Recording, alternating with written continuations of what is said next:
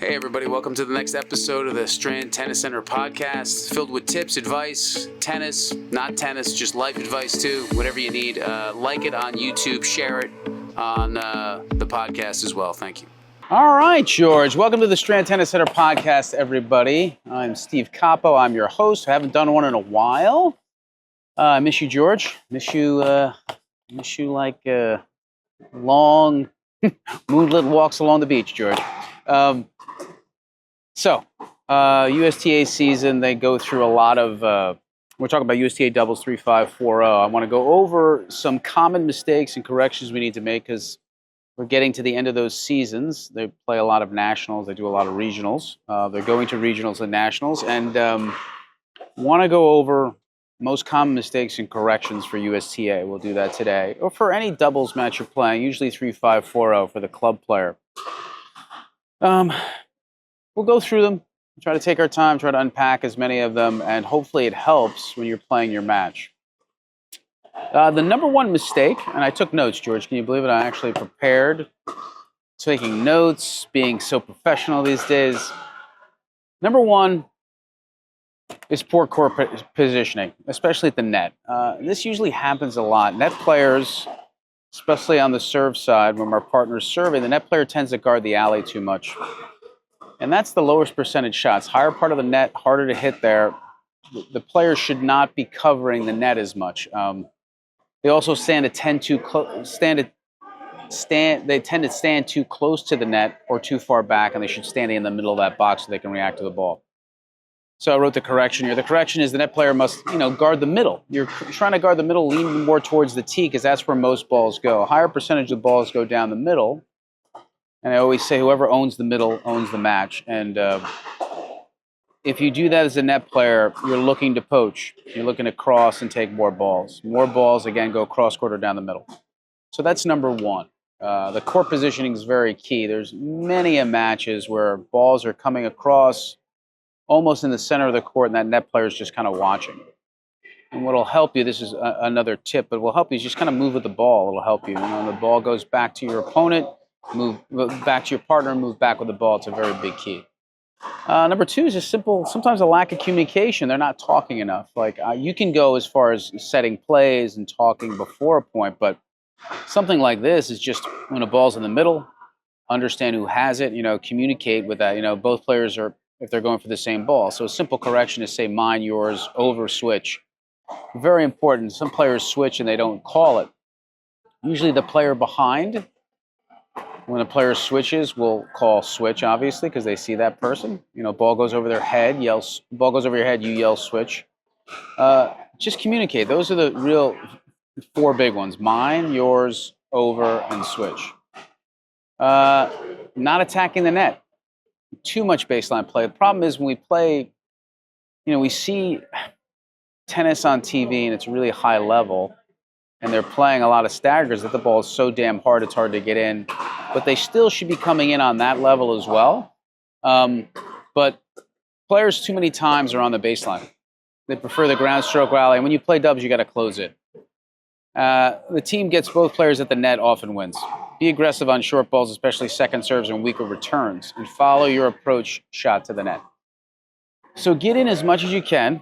And when you get in, you can get in together. You can be a little staggered, one a little behind the other, but you don't want to be staggered where one's on the baseline and one's all the way up. You want to kind of be in and a little staggered, like almost a racket length between you two this way in depth. So one's a little closer, one's a little farther away, and whoever's closer, the ball's opposite them. So if the ball's across from them, they're closer. If the ball's across from your partner, they get a little closer. So try to come in more. Returns are a big one too. They're ineffective too much. We're not doing enough with the return. On the 3-5-4-0 level, the serve, especially the second serve, is not as hard. We're not taking advantage. Return with a lack of depth or pace or hit down the middle directly to the opposing net player, giving them an easy put away. So the correction is focus on hitting deep, consistent returns, often cross-court to keep the server honest. Against a weaker second serve, be aggressive and look to attack. We have to do more off that return. It's number four. You got to avoid the net person, right? Again, the first rule, we're trying to poach. The fourth rule is we're trying to avoid that net person, which is huge.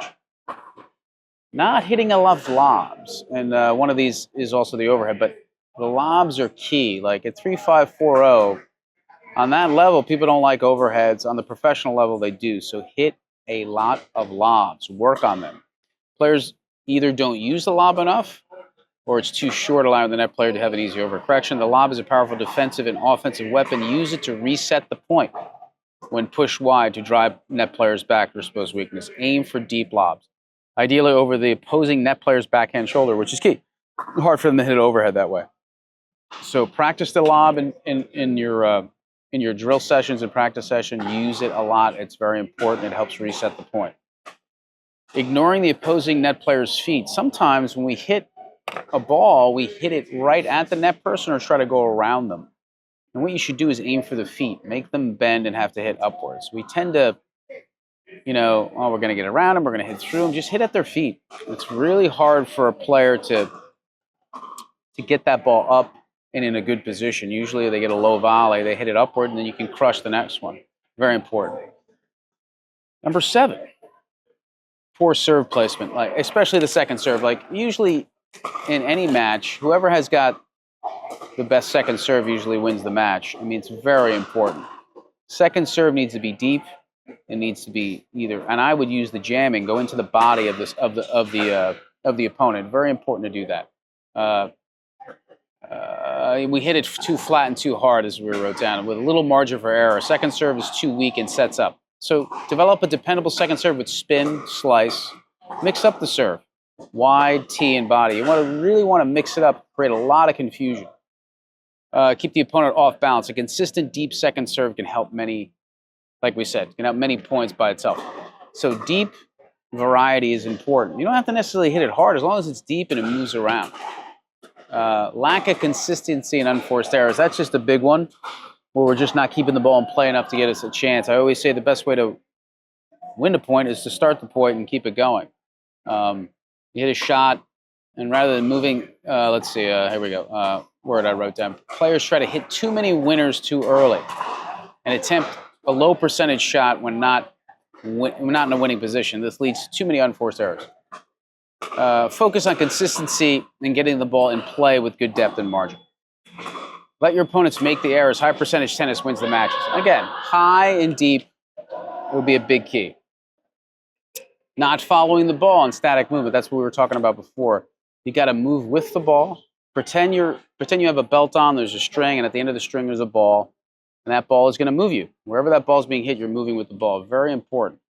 You tend to watch the point instead of play it. So you don't want to watch them rally. If you're not playing, if you're not hitting, you can have a huge effect on a point just by moving and following the ball.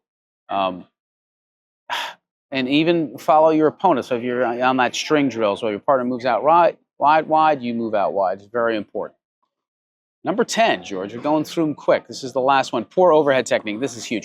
That's what we were saying. Like people like to lob a lot. You got to work on your overheads at this level. If you can put an overhead away, it's going to really neutralize someone's lob, which is very important for the 3.540 player. Hitting them short or getting lobs hit over their heads. The overhead is a put away shot. Practice overheads regularly. Focus on getting behind the ball, hitting forward and down, and finishing the point. So usually with an overhead, a ball goes up in the air, back up first. You always want to be able to plant your back foot and then move into the overhead. Too many times the overhead comes up and we stare at it and we look up.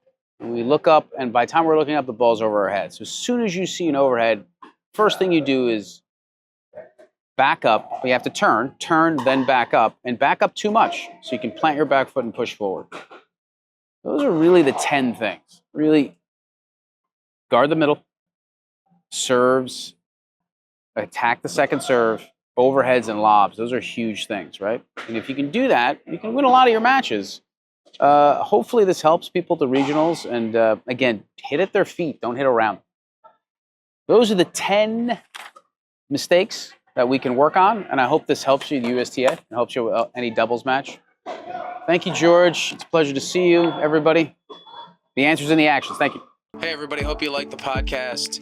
Please share it with your friends, anybody that you know, anybody that's into tennis, anybody that's into bettering themselves. Share it.